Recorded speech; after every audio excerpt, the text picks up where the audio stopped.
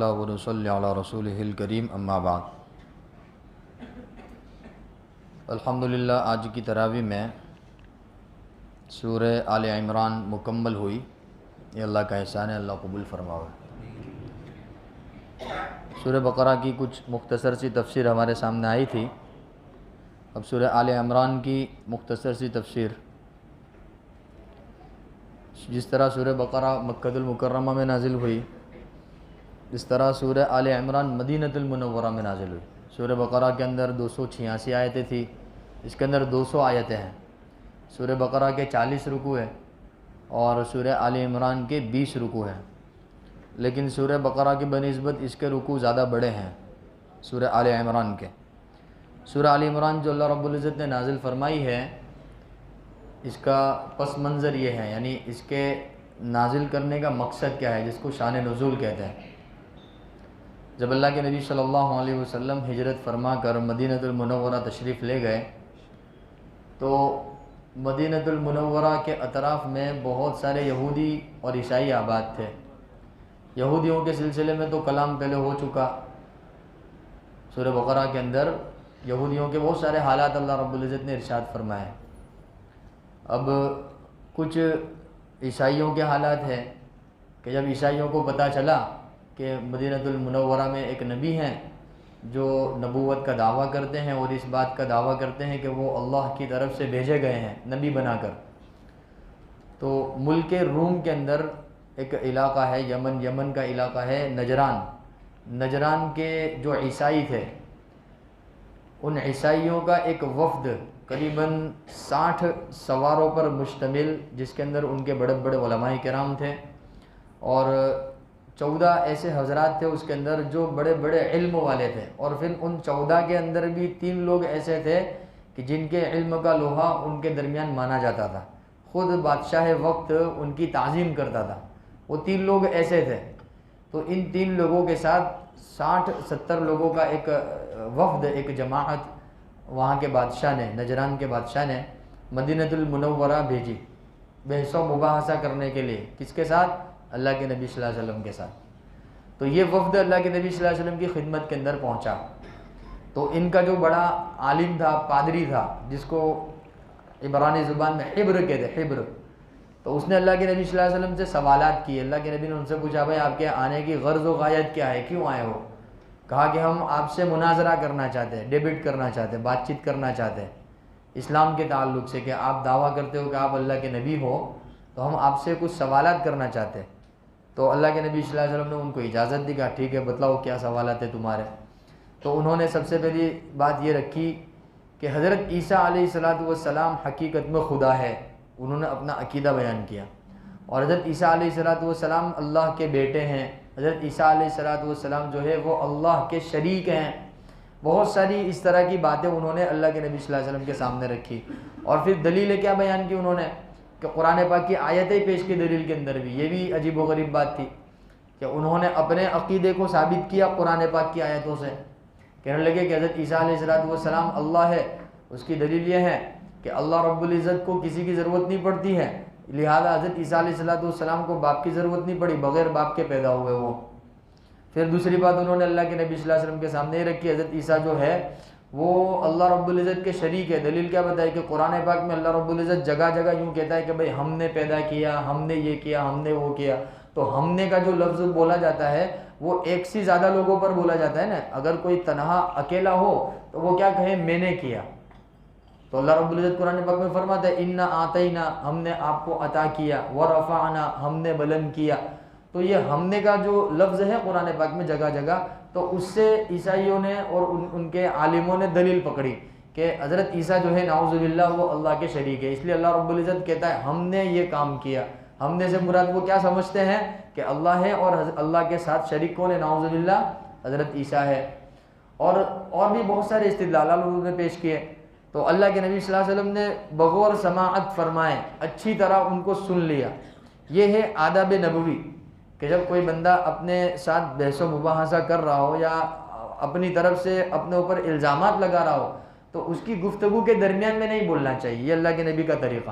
اللہ کے نبی نے بہت اطمینان سے ان کے سب سوالات سن لیے، ان کے جو جو اعتراضات تھے سب سن لے اللہ کے نبی صلی اللہ علیہ وسلم نے، اور پھر اللہ رب العزت کی جانب سے یہ آیات نازل ہوئی اور ترتیب وار اللہ کے نبی صلی اللہ علیہ وسلم نے ان کے سوالوں کے جوابات دیے۔ جیسے انہوں نے یہ کہا کہ حضرت عیسیٰ علیہ السلام اللہ ہے، تو حضرت اللہ کے نبی صلی اللہ علیہ وسلم نے فرمایا اگر حضرت عیسیٰ اللہ ہے تو پھر اللہ تو وہ ہے نا کہ جس کا کوئی مشابہ نہیں ہو سکتا نا، بھئی اللہ وہ ہے جس کا کوئی بدل نہیں ہے، کوئی مثال نہیں ہے، جبکہ حضرت عیسیٰ علیہ السلام تو انسان تھے اور انسان کے مشابہ تو بہت سارے موجود ہیں۔ اگر حضرت عیسیٰ علیہ السلام اللہ تھے تو اللہ کو تو نہ بھوک لگتی ہے نہ نیند آتی ہے، اللہ رب العزت تو پیشاب پاخانہ کھانا پینا ہر چیز سے پاک ہے، جبکہ حضرت عیسیٰ علیہ السلام کو تو بھوک بھی لگتی تھی، اور وہ اللہ پاک نے آگے آیت نازل فرمائی ان مثل عیسیٰ عند اللہ کمثل آدم، کہ حضرت عیسیٰ علیہ السلام اللہ رب العزت کے نزدیک حضرت آدم علیہ السلام جیسے ہی ہے، جس طرح حضرت آدم انسان تھے تو ان کی نسل میں حضرت عیسیٰ ہے۔ تو حضرت وہ عیسائیوں نے کہا کہ آپ کی بات بالکل صحیح ہے کہ حضرت عیسیٰ علیہ السلام جو کھاتے پیتے تھے۔ پھر حضرت اللہ کے نبی نے فرمایا کہ تم کہتے ہو کہ حضرت عیسیٰ اللہ کے بیٹے ہیں، تو بیٹا تو باپ کے مشابہ ہوتا ہے نا، بیٹا کس کے مشابہ ہوتا ہے؟ باپ کے مشابہ ہوتا ہے۔ تو اگر تم نعوذ باللہ حضرت عیسیٰ کو اللہ کا بیٹا مانتے ہو تو اللہ کی صفت تو یہ ہے کہ وہ ہر جگہ حاضر ہے، ہر جگہ ناظر ہے، عالم الغیب ہے والشہادہ ہے۔ تو بتاؤ کیا حضرت عیسیٰ ہر جگہ حاضر ہے؟ کیا حضرت عیسیٰ ہر جگہ ناظر ہے؟ کیا حضرت عیسیٰ علیہ السلام غیب کا علم رکھنے والے ہیں؟ تو گویا کہ وہ اپنے ہی سوالوں کے اندر کیا ہو گئے؟ پھنس کے رہ گئے۔ اللہ کے نبی نے ان کو سب کو الزامی جواب دیے۔ ایسے ہی انہوں نے اللہ کے نبی صلی اللہ علیہ وسلم نے ایک بات اور کہی کہ حضرت عیسیٰ علیہ السلام کی خاصیت یہ تھی کہ وہ مٹی کی مورت بناتے اور اس کو کہتے کہ اڑ جا، تو وہ پرندے کی شکل میں اڑ جاتا تھا۔ ایسے حضرت عیسیٰ علیہ السلام کی خاصیت یہ تھی کہ وہ مردے کو ہاتھ پھیر دیتے وہ زندہ ہو جاتا تھا۔ حضرت عیسیٰ علیہ السلام کی خاصیت یہ تھی کسی ایسی بیماری میں کوئی بندہ مبتلا ہو جس کا کوئی علاج نہیں ہو، جس کو لا علاج بیماری کہتے ہیں، تو ایسے بیمار شخص پر حضرت عیسیٰ علیہ السلام ہاتھ پھیر دیتے تو وہ تندرست ہو جاتا۔ تو وہ یوں کہتے کہ دیکھو یہ خدا کی صفت ہے۔ تو اللہ کے نبی صلی اللہ علیہ وسلم نے ان سے فرمایا کہ حضرت عیسیٰ علیہ السلام کے زندگی کے اندر جو یہ واقعات پیش آئے یہ اللہ کی جانب سے عطا کیے ہوئے معجزے تھے، نہ کہ حضرت عیسیٰ علیہ السلام کی خود کی طاقت اور قدرت تھی۔ اور پھر اللہ کے نبی صلی اللہ علیہ وسلم نے بہت ساری مثالیں اس کی بیان فرمائی۔ اس کے ضمن میں اللہ رب العزت نے سورہ آل عمران نازل فرمائی، آل عمران، اور اللہ پاک نے فرمایا الف لام میم اللہ لا الہ الا هو الحی القیوم۔ اس کی پہلی آیت میں اللہ رب العزت نے اس بات کی طرف اشارہ فرمایا کہ اللہ ہے جو ہمیشہ سے زندہ ہے اور ہمیشہ سے رہنے والا ہے، تمہارا عقیدہ غلط ہے۔ عیسائیوں کا جو عقیدہ ہے نا، عیسائی جو ہے وہ حضرت عیسیٰ علیہ السلام کو لے کر 3 عقیدے رکھتے ہیں، 3 فرقے عیسائیوں کے اندر۔ عیسائیوں کے اندر ایک فرقہ تو وہ ہے جن کا کہنا ہے کہ حضرت عیسیٰ علیہ السلام خدا ہے، دوسرا فرقہ وہ ہے جن کا کہنا ہے کہ حضرت عیسیٰ علیہ السلام خدا کے بیٹے ہیں، اور تیسرا فرقہ وہ ہے جن کا کہنا یہ ہے کہ حضرت عیسیٰ جو 3 خداؤں میں سے ایک خدا ہے۔ 3 خدا کس کو مانتے ہو؟ نعوذ باللہ اللہ کو، بی بی مریم کو اور حضرت عیسیٰ کو، اور کہتے ہیں ان اللہ ثالث ثلاثہ، وہ عقیدہ تثلیث کے قائل، تثلیث یعنی 3 خدا ماننا۔ تو عیسائیوں کے یہ طبقے ہیں جو طرح طرح کے عقیدے رکھتے ہیں۔ اللہ رب العزت نے تمام باطل عقیدوں کی تردید فرماتے ہوئے ارشاد فرمایا اللہ لا الہ الا هو الحی القیوم، اللہ رب العزت ہی عبادت کے لائق ہے، وہی ہمیشہ سے ہے اور وہی ہمیشہ رہنے والا ہے۔ اللہ کی یہ صفت اللہ کے علاوہ کسی اور میں نہیں پائی جاتی ہیں۔ اللہ کے نبی صلی اللہ علیہ وسلم پر ترتیب وار اللہ رب العزت نے یہ آیات نازل فرمائی، اور پھر اسی ان آیات کے اخیر میں اللہ نے ایک آیت اور نازل فرمائی ایمان والوں کے لیے۔ اب یہ بات چل رہی ہے عیسائیوں کی حضرت اللہ کے نبی صلی اللہ علیہ وسلم کے ساتھ، اب درمیان میں اللہ نے ایک دعا نازل فرمائی اور فرمایا اس طرف اللہ نے ارشاد فرمایا کہ دیکھو ہم نے عیسائیوں کو ہدایت کی دولت سے نوازا، اور قرآن پاک جیسی مقدس کتاب جس طرح آسمان سے نازل ہوئی اسی طرح ان کو بھی آسمانی کتاب دی گئی تھی، لیکن انہوں نے اس کی پرواہ نہیں کی اور وہ گمراہی کے اندر مبتلا ہو گئے۔ اللہ رب العزت ہم سے کہنا چاہتا ہے کہ اے ایمان والو، ہم نے تم کو بھی قرآن پاک سے نوازا ہے، تم کہیں قرآن پاک کے دامن کو چھوڑ کر گمراہی میں مبتلا مت ہو جائیو۔ اب چونکہ فتنے ایسے ہوتے ہیں بسا اوقات آدمی جان بوجھ کر نہیں انجانے میں مبتلا ہو جاتا ہے تو اس کا کیا کیا جائے؟ تو اس کے لیے اللہ رب العزت نے آیت نازل فرمائی کہ ایمان والو بار بار یہ دعا پڑھا کرو اور اللہ رب العزت سے مانگتے رہو، ربنا لا تزغ قلوبنا بعد اذ ہدیتنا وہب لنا من لدنک رحمہ انک انت الوہاب، کہ اے ہمارے پروردگار تو ہمارے دلوں کو ہدایت مل جانے کے بعد ہدایت سے مت پھیرنا اور ہم کو اپنی جانب سے خاص رحمت عطا فرما دینا، یقیناً آپ تو بہت زیادہ عطا کرنے والے ہیں۔ کہتے ہیں اس دعا کا اثر یہ ہوتا ہے کہ اگر آدمی روزانہ ایمان والا اس دعا کے پڑھنے کا اہتمام کر لے تو انشاءاللہ تعالیٰ اس کو کلمے والی موت عطا فرمائیں گے اللہ پاک۔ یہ اس کی فضیلت ہے۔ یہ تیسرا پارہ ہے، سورہ آل عمران ہے، اس کے پہلے صفحے کی بالکل آخری آیت ہے، ربنا لا تزغ قلوبنا بعد اذ ہدیتنا۔ پڑھو آپ بھی ساتھ میں پڑھ لو، ربنا لا تزغ قلوبنا بعد اذ ہدیتنا وہب لنا من لدنک رحمہ انک انت الوہاب ربنا انک جامع الناس لیوم لا ریب فیہ۔ اب دوسری جو دعا نازل فرمائی وہ اس لیے نازل فرمائی اللہ رب العزت نے کیونکہ عیسائیوں کا یہ کہنا ہے کہ بھئی آخرت بھی ہماری ہے، دنیا بھی ہماری ہے۔ اللہ پاک نے فرمایا ایسا نہیں ہوتا ہے، ایمان والوں سے دعا مانگا، ایمان والوں یوں کہو کہ آخرت کس کی ہے؟ اللہ کی ہے، اللہ ہی جمع کرنے والا ہے اور ایسے دن کے لیے سب کو جمع کر دے گا جس کے بارے میں کوئی شکوک اور شبہات کی گنجائش نہیں ہے۔ ان اللہ لا یخلف المیعاد، اللہ رب العزت وعدہ خلافی نہیں کرتا ہے۔ پھر یہ واقعہ کے ضمن کے اندر اللہ نے بہت ساری آیات نازل فرمائے، اس میں اہم آیت یہ ہے، اللہ پاک نے فرمایا ان الدین عند اللہ الاسلام۔ 100 بات کی ایک بات کہ اللہ کے نزدیک اسلام کا مذہب جو ہے وہ پسندیدہ ہے۔ تم جو بھی مذہب لے کر آؤ، تم عیسائی ہو، پادری ہو، یہودی ہو، جو بھی ہو تمہارے پاس جون سی بھی کتاب ہے، جون سا بھی مذہب ہے تمہارے پاس، رہن دو۔ اللہ رب العزت کے ہاں تو کون سا پسندیدہ مذہب ہے؟ گویا کہ اللہ کے نبی صلی اللہ علیہ وسلم جو ان کو سمجھا رہے تھے، سمجھانے کے بعد اللہ نے ایک آیت نازل فرمائے، 100 بات کی ایک بات، ان الدین عند اللہ الاسلام، کہ اللہ کے نزدیک تو پسندیدہ مذہب کون سا ہے؟ تم حضرت عیسیٰ کے بارے میں جو بھی عقیدے رکھو، تم کرسمس مناؤ، تم کیا مناؤ، تم کیسے کیسے باطل عقیدے رکھتے ہو، اس لیے یہ باطل عقیدہ ہوتا ہے نا، کرسمس یہ جو تہوار منایا جاتا ہے عیسائیوں کا، ان کا عقیدہ یہ ہوتا ہے کہ حضرت عیسیٰ علیہ السلام آتے ہیں اور وہ چھوٹے چھوٹے بچوں کی تمنائیں پوری کرتے ہیں، یہ سب باطل عقیدے ہیں۔ اب اللہ مسلمانوں کی حفاظت فرمائے کہ وہ بیچارے نا علمی اور کج فہمی کی وجہ سے اس میں مبتلا ہوتے جا رہے ہیں۔ تو اللہ رب العزت نے ایک بات ارشاد فرمائی، ان الدین عند اللہ الاسلام، کہ بھائی پوری دنیا والے چاہے کسی کو بھی فالو کرے، اللہ کے نزدیک تو پسندیدہ مذہب کون سا ہے؟ اسلام ہے۔ ان الدین عند اللہ الاسلام وما اختلف الذین اوتوا الکتاب الا من بعد ما جاءهم العلم۔ اچھا، اہل کتاب یعنی یہودی اور عیسائیوں نے جو اختلاف کیا باوجود اس کے کہ ان کے پاس علم اللہ کی جانب سے آ چکا ہے، بغیم بینہم، تو یہ ان کی جانب سے کیا ہے؟ بغاوت ہے، وہ اللہ کے دین سے دور ہوتے جا رہے ہیں۔ وَمَن يَكْفُرْ بِآيَاتِ اللَّهِ فَإِنَّ اللَّهَ سَرِيعُ الْحِسَابِ۔ اب جو کوئی بھی اللہ کی آیتوں سے مکرے گا یا اللہ کی آیتوں سے پھرے گا، اس کا انکار کرے گا، ان قریب اللہ اس سے کیا لینے والا ہے؟ حساب لینے والا ہے۔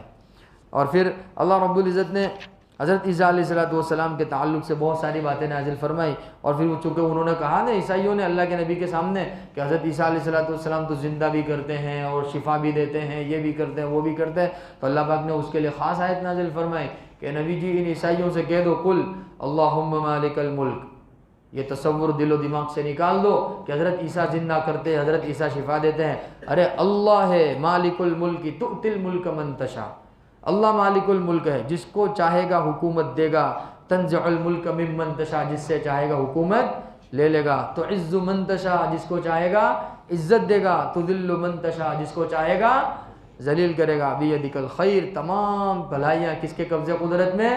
اللہ کے قبضے قدرت، انک علی کل شیء قدیر، اے اللہ تو ہر چیز پر قدرت رکھتا ہے، تولج اللیل فی النہار، اللہ کی شان ہے رات کو دن میں داخل کرتا ہے، وتولج النہار فی اللیل، دن کو رات میں داخل کرتا ہے، تخرج الحی من المیت، زندے کو مردے میں سے نکالتا ہے، وتخرج المیت من الحی، اور مردے کو زندے میں سے نکالتا ہے، وترزق من تشاء بغیر حساب، جس کو چاہتا ہے بے حساب رزق دیتا ہے۔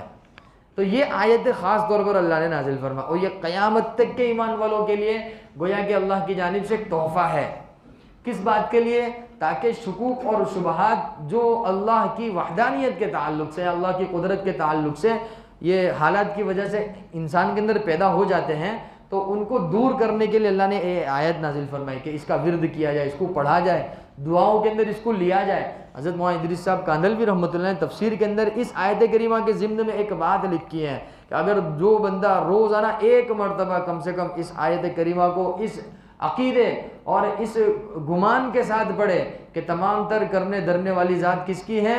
اللہ کی ہیں، تو اللہ رب العزت اس کو جانی، مالی، ایمانی، یہ تینوں نقصان سے اللہ رب العزت کیا کرے گا؟ اس کی حفاظت فرمائے گا۔ یہ آیت ہے، یہ سورہ آل عمران کی، یہ قل اللہم مالک الملک آیت نمبر 26 ہے۔ یاد رکھو اس کو یاد کر لو، خود بھی یاد کر لو اور بچوں کو بھی یاد کراؤ۔ سورہ آل عمران کی آیت نمبر 26، قل اللہم مالک الملک تؤتی الملک من تشاء تنزع الملک ممن تشاء تؤتی الملک من تشاء وتنزع الملک ممن تشاء وتعز من تشاء وتذل من تشاء بیدک الخیر انک علی کل شیء قدیر تولج اللیل فی النہار وتولج النہار فی اللیل وتخرج الحی من المیت وتخرج المیت من الحی وترزق من تشاء بغیر حساب۔ دو آیتیں ہیں، آیت نمبر 26 اور آیت نمبر 27، اور ترجمہ میں نے آپ کے سامنے پیش کیا۔ اسی ترجمے کو ذہن میں رکھتے ہوئے ان آیتوں کو پڑھنا ہے، تو انشاءاللہ تعالی اس کا فائدہ ہوگا۔ پھر چھوٹی موٹی باتیں اللہ رب العزت نے اور بھی نصیحت کے طور پر فرشتوں کے تعلق سے، حضرت عیسیٰ علیہ السلام، حضرت بی بی مریم جو ان کی والدہ تھی، ان کی زندگی کی کچھ کیفیت اللہ رب العزت نے بیان فرمائی۔ اور پھر چوتھا پارہ جو شروع ہوا، یہ تیسرا پارہ ختم ہوا، تقریباً وہی باتیں چلتی رہی۔ پھر چوتھا پارہ شروع ہوا، پھر چوتھے پارے کے اندر اللہ رب العزت نے ایک بہت اہم بات ارشاد فرمائی۔ چوتھے پارے کی پہلی آیت وہ فرمایا کہ لن تنالوا البر حتى تنفقوا مما تحبون، کہ ایمان والو تم اللہ رب العزت کا قرب اور اللہ رب العزت کی نیکی اس وقت تک حاصل نہیں کر سکتے ہو جب تک کہ تم اللہ کے راستے میں اس چیز کو خرچ نہ کر دو جو تمہارے نزدیک سب سے زیادہ پسندیدہ ہے۔ یعنی آدمی کی جو سب سے زیادہ محبوب چیز ہو نا، جب تک وہ اللہ کے راستے میں خرچ نہ کر دے وہاں تک وہ کامل نیکی حاصل نہیں کر سکتا۔ اب ہمارے زمانے میں سب سے زیادہ محبوب کیا ہے؟ آپ بھی جانتے ہیں، میں بھی جانتا ہوں، کیا ہے وہ؟ پیسہ ہے۔ پیسہ ہمارے نزدیک سب سے زیادہ، بینک بیلنس ہمارے نزدیک کیا ہے؟ سب سے زیادہ محبوب ہے۔ تو وہی ہے کہ بھئی جو چیز تمہارے نزدیک سب سے زیادہ محبوب ہو اس کو کیا کرو؟ اللہ کے راستے میں کیا کر دو؟ خرچ کر دو۔ اگر فرض ہو چکا ہے تو زکوٰۃ ہے، صدقہ فطر ہے، اسی طرح قربانی ہے، اسی طرح حج ہے، یہ سب واجب خرچ میں سے آتے ہیں۔ اس کے علاوہ بھی اگر اللہ نے نوازا ہے تو نفلی صدقے بھی کرتے رہنا چاہیے۔ اور پھر اللہ پاک نے فرمایا ما تنفقوا من شیء، دیکھو یاد رکھو جو بھی تم خرچ کرو گے فإن اللہ بہ علیم، اللہ کیا کرتا ہے اس کو جانتا ہے، اور اللہ کے فرشتے اس کو لکھ لیتے ہیں۔ پھر اس کے بعد اللہ رب العزت نے بہت ساری آیتیں ایسی نازل فرمائی جو ایمان والوں کے لیے بہت زیادہ اہم تھی۔ اس میں خاص طور پر یہ کہ اے ایمان والو آپس میں اختلاف مت پیدا کرو، وَاعْتَصِمُوا بِحَبْلِ اللَّهِ جَمِيعًا وَلَا تَفَرَّقُوا، اللہ کی رسی کو مضبوطی سے تھام لو، آپس میں فرقہ بندی مت کرو۔ اب موجودہ زمانے میں اس آیت کریمہ پر عمل کی بہت ضرورت ہے۔ اب دیکھو نا پوری دنیا کے اعتبار سے مسلمانوں کی کیا حالات چل رہے ہیں۔ ہاں، سامنے والے مدہ مقابل وہ تھوڑی دیکھ رہا ہے کہ بھئی یہ دیوبندی ہے، وہابی ہے، بریلی ہے، یہ کون ہے، کچھ بھی نہیں، دیکھا مسلمان ہے بس۔ تو کیوں نہ ہم بحیثیت مسلمان اس ہندوستان کی سرزمین پر رہیں، ورنہ تو کیا ہوگا اگر فرقوں میں تقسیم ہو گئے تو پھر مد مقابل کیا کرے گا؟ اس کا فائدہ اٹھایا تھا اس نے، اٹھا رہا ہے، اور پھر وہ اٹھاتا رہے گا۔ تو خاص طور پر اس آیت کریمہ پر عمل کی بہت ضرورت۔ اب بسا اوقات کیا ہوتا ہے، وہ ہمارے مسلمانوں میں کچھ احباب تو ہے، اللہ صحیح سمجھ عطا فرمائے، دیکھو ہدایت کا مالک بھی کون ہے؟ جس کی قسمت میں ہدایت اللہ کی جانب سے لکھی جا چکی ہے، پھر ہم اس کو کتنا بھی برا بھلا کہیں اللہ تو اس کو ہدایت دے کے رہے گا۔ ہمارے برا بھلا کہنے کی وجہ سے یا کسی کے گالی بول دینے کی وجہ سے وہ برا تھوڑی بن جائے گا۔ ہاں، ابو سفیان کا نام سنا ہے نا آپ نے؟ ابو سفیان جنہوں نے اللہ کے نبی صلی اللہ علیہ وسلم کے خلاف بہت ساری جنگوں میں حصہ لیا، لیکن ایک وقت ایسا آیا کہ اللہ نے ان کو ہدایت سے نواز دیا۔ عمر فاروق اللہ کے نبی کو قتل کرنے کی نیت سے نکلے تھے نا، لیکن اللہ نے قسمت میں کیا لکھی تھی؟ ہدایت لکھی تھی، تو اللہ رب العزت نے کیا بنا دیا؟ عمر فاروق بنا دیا، ڈنکا بجا پوری دنیا میں ان کا۔ تو بہرحال ہدایت تو اللہ کے قبضے میں ہے، تو اللہ نے اگر کسی کے حق میں ہدایت لکھ رکھی ہے تو لوگوں کے برا بلا کہنے یا گالی گلوچ کرنے کی وجہ سے کیا ہوتا ہے؟ تو لہذا یہ بات مد نظر رکھتے ہوئے ہمیں مسلمانوں کے درمیان میں اتفاق اور یکجہتی عام کرنی چاہیے، جس کا اللہ نے حکم دیا کہ یا ایھا الذین آمنوا اتقوا اللہ حق تقاتہ ولا تموتن الا وانتم مسلمون۔ دنیا کے اندر رہنا ہے مسلمان بن کے رہو، دنیا سے جانا ہے مسلمان بن کر جاؤ، نہ کوئی فرقے کا نام، نہ کوئی سکہ، نہ کوئی لیبل، بس مسلمان بحیثیت مسلمان، امت مسلمہ مسلمان، اس کے علاوہ کوئی پہچان نہیں، مسلمان۔ اور فرمایا واعتصموا بحبل اللہ جميعا، سب مل کر اللہ کی رسی کو تھامے رکھو۔ اللہ کی رسی سے مراد کیا ہے؟ اللہ کا دین ہے، سب مل کر اللہ کے دین پر چلو۔ ولا تفرقوا، اور دین کے سلسلے میں آپس میں فرقہ بندی مت کرو۔ اب دنیا کے معاملات میں تو سب مل جاتے کہ نہیں مل جاتے؟ کاروباری کام ہو تو دیکھو سب ایک دوسرے کا گلے ملنے کے لیے تیار ہے، کاروباری معاملے کے اندر کوئی نہیں۔ اور جیسے ہی دین کی بات آتی ہے تو دیوبندی، میں بریلی، تو یہ اہل حدیث، تو غیر مقلد، یہ وہ فلانا ڈھمکا، پتہ نہیں کتنے سارے فرقے بنے۔ ایسا ہی ہے نا، مسجد تقسیم ہوئی کہ نہیں ہوئی؟ تو اللہ رب العزت فرماتا ہے کہ لا تفرقوا، فرقہ بندی مت کرو دین کے معاملے میں۔ اب ہمارا معاملہ الٹا ہو گیا، دین کے معاملے میں فرقے بنائے ہوئے، اور دنیا کے معاملے میں کیا ہے کہ بھائی یہاں دنیا کا فائدہ نظر آ رہا ہے تو پھر کیا کریں گے کہ سب کو وہ کہاوت ہے نا کہ گدھے کو بھی باپ بنا لیں گے۔ اب یہ فائدہ نظر آ رہا ہے نا تو لہذا وہ معاملہ چلا۔ اب تجارتیں، کاروبار وہ ہو رہے ہیں، لیکن دین کے معاملے میں کہ بھائی تم کون نے میں کون، تو اللہ رب العزت نے فرمایا کہ نہیں، سب مل کر اللہ کے دین پر ایک ساتھ عمل کرو اور اللہ کے دین کو مضبوطی سے تھامے رکھو، اور اللہ رب العزت کا ذکر صبح و شام کرتے رہو۔ پھر اللہ رب العزت نے اور بھی بہت ساری آیت اس سلسلے میں نازل فرمائی، اور ایک اہم واقعے کی طرف اللہ رب العزت نے سورہ آل عمران کے درمیان میں جو اس کا آخری حصہ ہے، بہت اہم واقعہ ہے، اس کی طرف اشارہ فرمایا۔ وہ واقعہ دراصل یہ پیش آیا کہ جیسے سن 2 ہجری کے اندر غزوہ بدر پیش آیا، سن 3 ہجری کے اندر غزوہ احد پیش آیا۔ اب بدر اور احد 1 سال کا فرق ہے۔ دوسرا فرق کیا ہے کہ بدر کے اندر کافر جو تھے، مد مقابل جو تھے کفار مکہ، ان کی بڑی تعداد قتل کر دی گئی تھی اللہ کے نبی صلی اللہ علیہ وسلم اور صحابہ کرام کے ذریعے، جن کو تہہ تیغ کر دیا گیا تھا۔ وہی الٹا معاملہ کس میں ہوا؟ غزوہ احد کے موقع پر، کہ اس میں صحابہ کرام کا نقصان زیادہ ہوا۔ بدر کے اندر کافروں کا نقصان زیادہ ہوا، احد کے اندر صحابہ کرام کا نقصان زیادہ ہوا۔ غزوہ احد کے موقع پر اللہ کے نبی صلی اللہ علیہ وسلم کے دندار مبارک بھی شہید ہوئے۔ اللہ کے نبی صلی اللہ علیہ وسلم کے یہ رخسار مبارک کے اندر جو لوہے کی ٹوپی اللہ کے نبی پہنے ہوئے تھے، اس لوہے کی ٹوپی کا جو خود ہوتی ہے لوہے کی ٹوپی، اس کی جو کڑی ہوتی ہے وہ کھڈے میں گرنے کی وجہ سے اللہ کے نبی صلی اللہ علیہ وسلم کے رخسار مبارک کے اندر دھس گئی، جس کی وجہ سے دندان مبارک بھی شہید ہو گئے اللہ کے نبی صلی اللہ علیہ وسلم کے، خون بھی اللہ کے نبی صلی اللہ علیہ وسلم کا ٹپکا گرا۔ تو یہ اس میں اللہ کے نبی کا، صحابہ کرام کا بڑا نقصان ہوا۔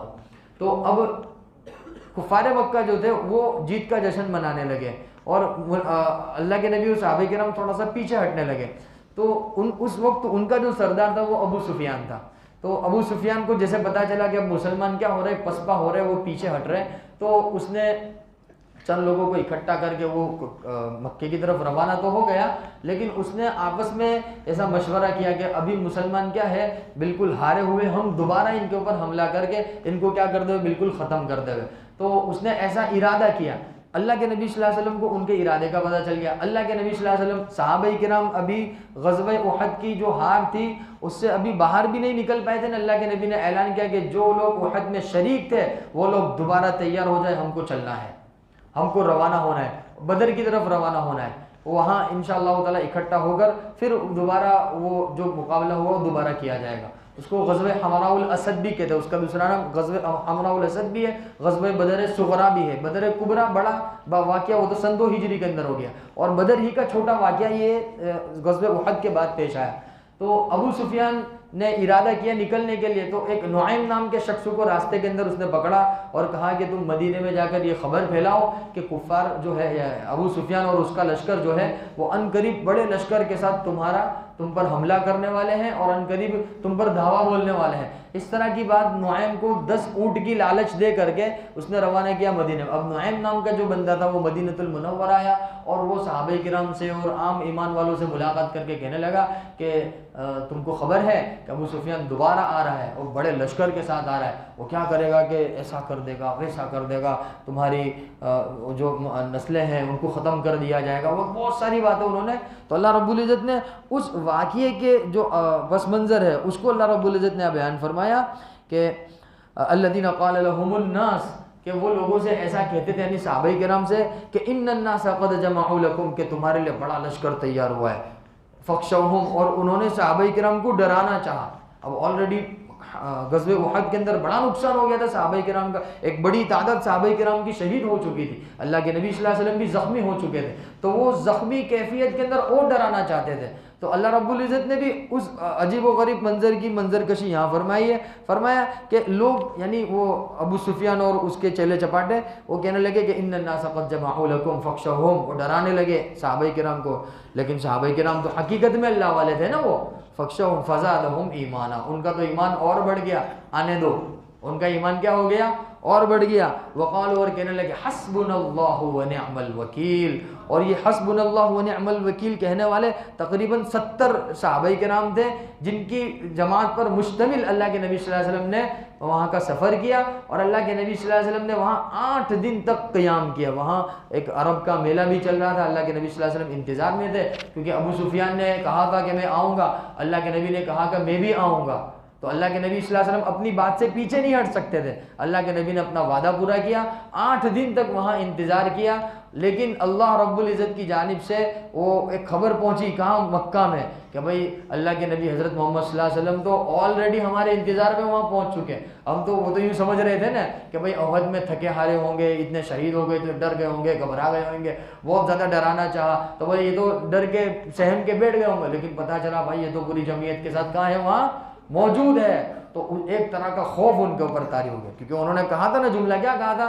حسبنا اللہ ونعم الوکیل، اللہ رب العزت ہم کو کافی ہے۔ اس آیت کریمہ کی ضمن میں علماء تفسیر نے یہ بات لکھی ہے کہ جب کہیں مسلمانوں کے زندگیوں میں ایسے حالت پیدا ہو جاوے کہ غیروں کی طرف سے ان کے اوپر رعب اور دبدبہ جمانے کی بات ہوئے، تو ان کو چاہیے کہ وہ اس آیت کریمہ پر عمل کرے۔ لوگ بہت ڈرانا چاہیں گے، طرح طرح کا ماحول بنانا چاہیں گے، اس ماحول کے اندر ہمیں صحابہ کرام کی سنت کو زندہ کرنا ہے اور کہنا ہے حسبنا اللہ ونعم الوکیل، اللہ ہم کو کافی ہے اور اللہ رب العزت بہترین کارساز ہے۔ بہرحال قصہ مختصر یہ ہے کہ پھر وہ تو پہنچے نہیں کفار مکہ، تو اللہ کے نبی صلی اللہ علیہ وسلم وہیں سے صحابہ کرام کی جماعت کو لے کر روانہ ہوئے، اور یہ وہ غزوہ ہے جس کے اندر چاروں خلفائے راشدین مہاجرین کی مکمل جماعت موجود تھی، حضرت ابو بکر صدیق، حضرت عمر فاروق، حضرت علی مرتضی، حضرت عثمان غنی رضی اللہ عنہ، اللہ کے نبی صلی اللہ علیہ وسلم کے بڑے بڑے صحابہ کرام اس کے اندر شریک تھے، کیونکہ یہ ہمت والوں کا کام ہے نا، کہ پہلے تھک چکے تھے، شہید ہو چکے تھے بہت سارے لوگ، پھر ایسے موقع پہ دوبارہ کھڑا ہونا،